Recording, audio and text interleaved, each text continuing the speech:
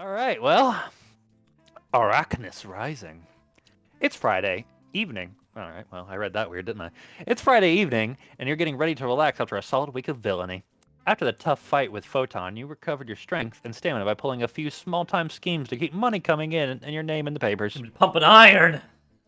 There's nothing wrong with villains who spend months or even years whipping up brilliant plans to terrorize the entire city, but you prefer to stay active even if you're still got a few bruises in places that you didn't know could bruise. Parker, so what happened, I think, I just want to add, is like what happens when you, like, the bard challenges the barbarian to an arm wrestling contest, and the bard rolls a 20 and the barbarian rolls a 1, and it's just like, he died. Yes, and everyone's just looking like, how? How did this happen?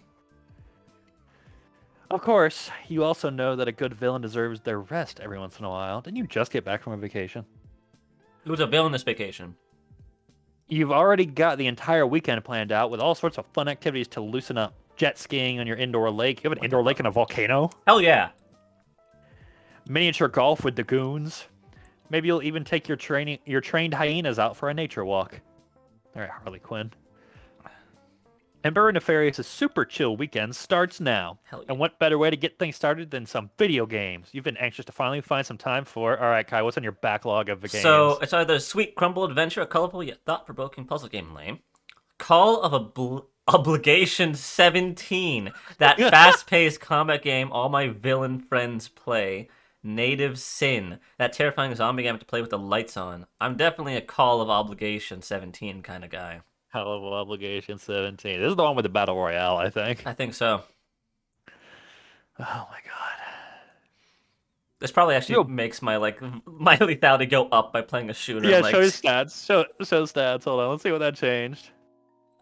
Combat, I think, actually went up. It used to be 55, now it's 57. Oh, okay. I wonder if theatricality would have gone up for that. And you know the puzzle game would have given your ingenuity something. Probably. You have a blast gunning down chumps, leading an army of teammates in a battle and cheating with your modded rapid fire. I'm a villain.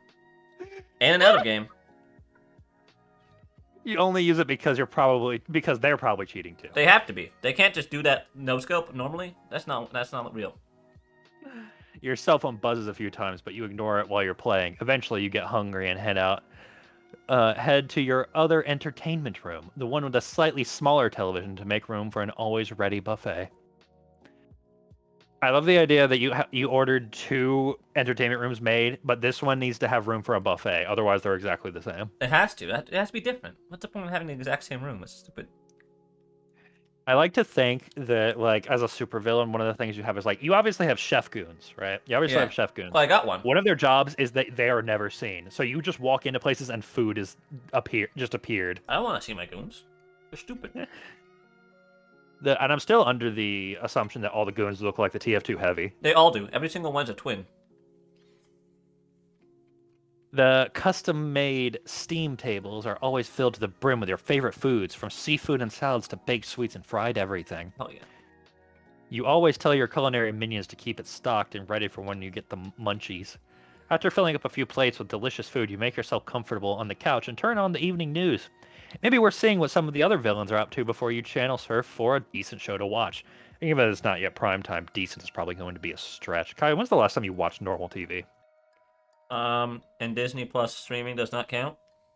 No, I mean like live TV, like normal TV. I don't even have cable. That answers that question. Most homes don't. Our top story: Merit City is currently suffering one of its most alarming catastrophes from recent times, as 10% of its population has suddenly started attacking everyone in their path as they march zombie-like toward the edge of the city. Well, that escalated. I mean, did you see the title of the chapter? You got me there. They kind of sound like you, Mindy. That's one Thanksgiving dinner when you thought your sister was hitting on me. She fed you pumpkin pie and licked the whipped cream off your fingers. I was just being friendly. What was I supposed to do? Not accept the pie? It's still unclear exactly what is causing all of these citizens to act in this manner. In an unfortunate coincidence, Vanguard was called to help thwart a major attack elsewhere just before the attack broke out. When the task force troops arrived in Mexico City, they found that the city was completely safe and no request for help had been sent. Wait, that was Biff.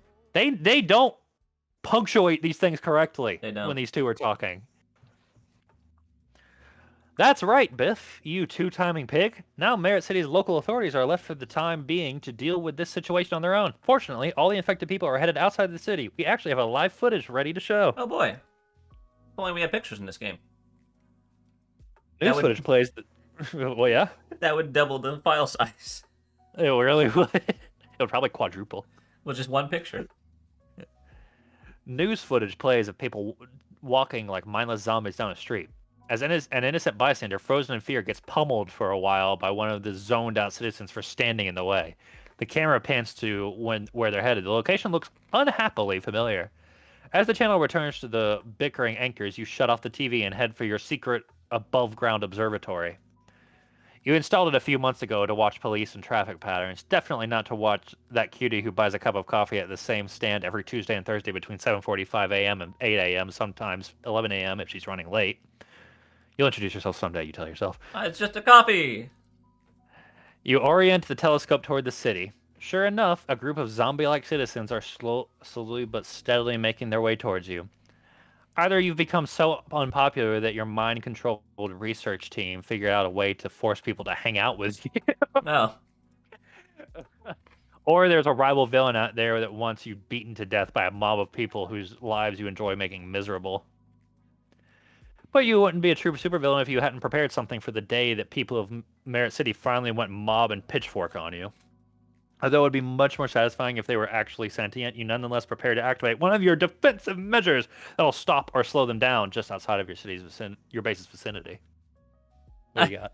So I can either pretty much put a giant mirror in front of them, unleash a group of monkey trained to steal wallets, snatch purses, and scratch faces. That's really good.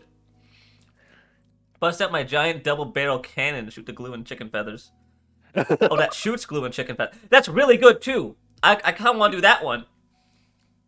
Release my team of zombie hunters to kill them all. All right, I'm still not a killer, so I really want to do the fucking cannon that shoots them. says otherwise.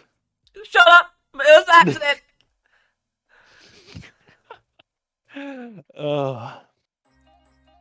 Hilarity ensues as you stop the people dead in their tracks with shots of strong glue, followed by a blast of chicken feathers. You can only assume their ridiculous appearance makes them realize just how foolish it is to try attacking you head on. They'll think twice the next time they try to rise up against you. Of course, only people in their right mind care about how ridiculous they look. The brainless crowd continue towards you. Look, it was to send a message. A chicken message. Mm-hmm. While the ones that got stuck in the ground exhibit an incredible show of strength by pulling themselves away from the glue. You shake your head, realizing that someone somewhere is probably laughing at you right now. Moments after your plan fails, you feel your phone rumbling in your pocket. Pulling it out, you see a ton of missed calls. Right, you ignore them while playing video games. Not good. The current call is coming up as unknown, which given your supercomputer's illegal database of cell phone numbers shouldn't be possible. You warily pick up the call. Is this Emperor Nefarious? Asks a familiar voice that bewilders you at first. But finally, after a few seconds, you put a do-gooder's face to it. Steelheart. I thought it would be Arachnus, so I gave that the wrong voice. I read the end of it, like, that's not how I remember her sounding. Hey, babe, miss me? Can I call you back later? I'm a little busy. How the heck do you get this number? Enter for can't call, please. Yeah, hey, babe. Hey, how's it going? Look, oh, she clears her throat as she had something there. She's had a cold recently. Look, I've been trying to get a hold of you all night, and I don't have a lot of time. Unless you're forcing half the Merit City to come to your birthday party, you're probably wondering what's going on. That's pretty funny. That's also her, I think. Yeah. My team captured one of the... See, this one's correctly punctuated with no quote at the end of that line. So it signifies she's still talking. But it also has a quote at the start of this line. Yeah, I know. That's how you do that. Oh, okay. Mm-hmm. If you start a new paragraph with the same person's talking, you don't put the end quote on, but you do put a new starting quote. My team captured one of the infected people for study and discovered that they're suffering from a neurological virus that turns them into murderous half-mechanical puppets with super strength. How does a virus turn you half-mechanical? It shows off a combination of theatricality, technical ingenuity, and total disregard for human life. Sounds like anyone you know? Arachnus. You mutter as the hairs on your body stand up. I don't know what the hell you've done to piss him off, but that big man is gunning for you, and he's using innocence to do it. Normally, I couldn't care less what you villains do to each other, but those people are going to die and killing you if we can't stop them. I'm willing to help if you can make an agreement that you'll work to let these people go. I'll see what I can do. You find yourself responding. Let's meet at the entrance to your base. I can get there about a minute before your welcome party arrives. You better have a cure on hand when I arrive, she says before hanging up. All right.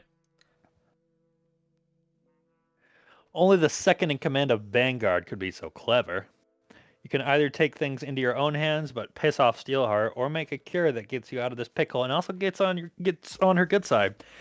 Even if it does benefit you, it's hard to convince yourself to do something that would help that villain hunting team you hate so much. Not only that, it would also take an exceptional ingenious mind to make a remedy in such a short time. Wow, I wonder how high your ingenuity is. Dr. Aragnis didn't get to where he is today, which is trying to murder you, you remind yourself, by making his viruses easy to hack. Will you try to develop a cure and distribute it like Steelheart asked? If successful, you'd be getting rid of the half-mechanical army storming your base, while also earning some serious kudos from a certain task force leader. However, you'd also bet that both Vanguard and Merit City would be willing to pay some serious cash for this cure if you sold it to them instead of handing it over as a freebie. Better yet, you could make a fake cure. It'd manipulate the nerve-attacking nanobots so that infected people would be in your control, with Steelheart none the wiser. You think you might be smart enough to hijack Dr. Arachnis' signal, but it would be a gamble. Or you could just order your goons to shoot the mechano zombies. It'd be messy, but effective regardless of what Steelheart would think. Imagine that scene where she meets you at the door and you're coming out, and this is like a bunch of goons are marching out with like shotguns. I'm like, sorry, couldn't do it. And here you thought choosing which video game to play was going to be the toughest decision of the night. Alright, so I can either do what she asked, develop a cure, and sell it to Vanguard, make a big cure, lets me control them all, or send my own army to shoot them all. And, I mean, I got 70% ingenuity. I mean, it's pretty up there, I think. That's not bad. I'm kind of leaning towards this, because I don't really care about selling it. I don't care about controlling a bunch of zombie people. They're already looking like chickens. I don't need my own chicken army. I don't really want to shoot them all, so I guess I'll just do what she says and get in her goodie books. It's nice. It's the nice, clean way of dealing with the mom coming to bash your head in. You'll also get some brownie points with Steelheart, which is awesome. The downside is that you'll actually be helping some of Merit City's citizens return to normal. You just hope your heart doesn't grow 3 sizes for actually doing these people a favor. Gross. You head down to your lab and brainstorm with a team of your smarter minions, the ones that you actually pay reasonably well. There are a pretty colorful cast of characters that are all shunned for their evil brilliance, including Dr. Raymond G. Un, the man who invented and subsequently named the ray gun. Oh my fucking god. Love him. Glad I got him on my team. Another figured out how to solve world hunger but refused to tell anyone. What a fucking asshole! Sometimes he pretends to whisper it in people's ears, but you're pretty sure he's just screwing with them. One of the younger ones made the first social media network that actually makes you smarter the more you use it, instead of stupider like the other ones. It was probably his coin-operated suicide booth that he got in trouble for, though. God damn. Even with their help, it's all mostly on your ingenuity and brilliance to whip up a cure. Hand it to Steelheart in exchange for a boatload of credit and a potential favor, and get back to your super relaxing weekend. The only problem is that you need a live specimen to study, draw blood from, etc. You'd be wasting valuable time if you did it yourself. I'm not doing it myself. What the fuck? Oh, but is our minion gonna help? Is our sidekick gonna help? Oh, he's back from vacation! Wait a second, your sidekick is back from vacation! You completely forgot that you recently assigned him to task in his city. He's probably been waiting anxiously for a command from you. I love how you hired him and then he's just like you hired him and then sent him on vacation. You're like, okay. And then he got back and was doing nothing. He's like, boss. Who are you? The sidekick thing is new to you, so you hardly blame yourself for forgetting. The sooner he knows not to expect presents from you on his birthday, the better. Well. Jesus. You take out your phone and give him a call, asking him to bring you a specimen. Sure thing, responds Slog. I don't remember what voice I gave him last time. You didn't really talk last time. Excited that you finally called him up. You run up to your telescope room to watch him do his thing. A few minutes pass before you see a big van coming down the road leading to your base. Now in a mob that's no more than 20 minutes away from your base, he gets out of the van and punches one of their lights out. Hell yeah! He gets out, boom! He just drags it. Before other nearby drones can attack, he tosses the unconscious one in the van and drives it straight back to your face. Hell yeah! You said that I should go for the cannibal. He would have just showed up and eaten them all. That's probably true. He probably would have killed them all. Slog just showed up, punched a man, and left. All right, so your minions are TF2 heavy. What does Slog look like in your mind? Oh. Like, he's still wearing the chef outfit, but, like, Okay. he's just all muscle. Like, just a big fucking guy. Just big dude. He looks like, in my head, who am I thinking of right now? I'm thinking of the first boss fight in Punch-Out, where it's just the big dude with like a cone head and tiny feet. Brutal and effective, just what you like to see in a sidekick. Confident that you'll soon have this all under control, you tell him to head back into the city after delivering the specimen. You like the idea of a sidekick ready for action in case something comes up inside the city. You and your team run several tests on the infected specimen before developing a potential cure. You try it on the person whose blood you drew to create, and moments later he wakes up almost as if he'd simply taken a long nap. You and the team celebrate, which involves several of the terrible high fives you'd expect from nerds with poor hand-eye coordination and motor skills. They miss. The true test will be on all the people outside, though. The team takes the next 10 minutes to create more of the cure, making sure it's potent enough to require only a few drops to work. You have them rig a few semi-automatic tranquilizer guns with enough cure darts for the entire drone army. You take a gun and have the rest distributed to a few of your best combat troops, whom you then command to wait for your signal before following you outside the base. It's best if you meet up with Steelheart alone. There we are. I like to imagine you got to meet Steelheart and you're like, wait! You look at your men and say, wait! And then at the door you like lick your hand and slick back your hair and then walk out. Ready. You arrive at the lair's grand entrance, complete with a giant staircase and several statues of yourself in various spectacular poses. What poses do you think would you do? Oh, definitely like a villain laugh pose, sort of like holding up the world, like not like Atlas, but like with one hand, where it's just like in the air, because like I rule the world kind of deal, and probably one where I'm laughing at whoever's entering the building. You're pointing at the entrance. Yeah. Because I don't. Steelheart is already there. Steelheart is already there, walking up the steps. Instead of a hello or a sarcastic remark, she grabs you by the throat and starts choking you against the stair railing. Okay, this is like third base. Unless this is some rough form of foreplay, you're pretty sure she's trying to kill you. You squirm out of her grip and shove her hard enough that she gets tumbling all the way to the bottom of the staircase.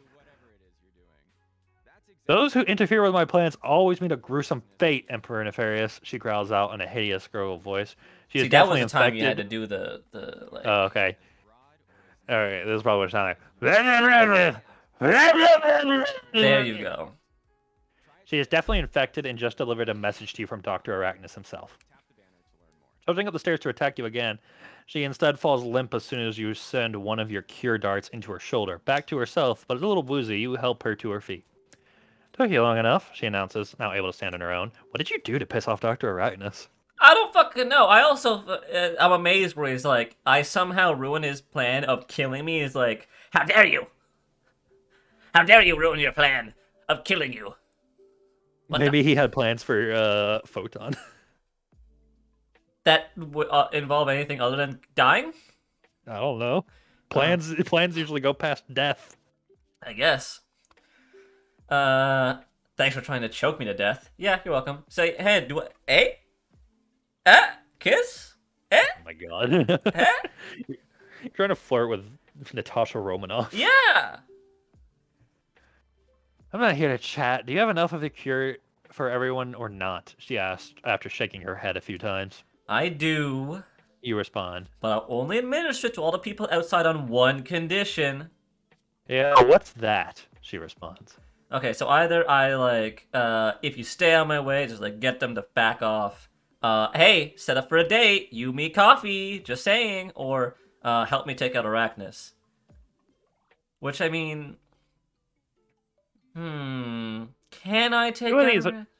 two of these are helpful, and one of these is horny. I mean, it's like a coin flip between the horny one and Arachnus.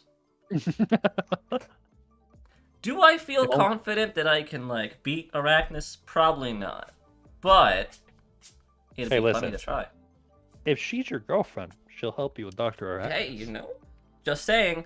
It'd also be kind of funny to have the super secret agent superhero just like dating villain. In fairness, I've only killed one guy, It was and an he accident, started I it. He swear. started it. It was self-defense. It actually was. It actually was. He challenged me. I still think it's hilarious how this whole thing was happening, and then he turned like you basically went behind you, and he turned around, and then you tackled him so hard you snapped his spine. Exactly. Oh yeah, let's do it. Let's have. You know what? I tried to play like smart, like planning. I tried to be like me, but in these positions. Fuck it. This is a completely different joke character. Let's go all the way. This is a universe where you can talk to women. I can talk to girls that aren't robots. In fairness, Well, the last universe we tried that in did not end well. it did not. Yeah, you're right. It did not end well. That was a bad ending. It was a very awkward one. But you know what? At least in the very, very end, it ended well. Yeah. Anyways, All yeah. right. She smiles. We'll see. Now hurry up and cure those people before you break your neck. Before they break your neck. Before I You break know- my neck on the way down the stairs.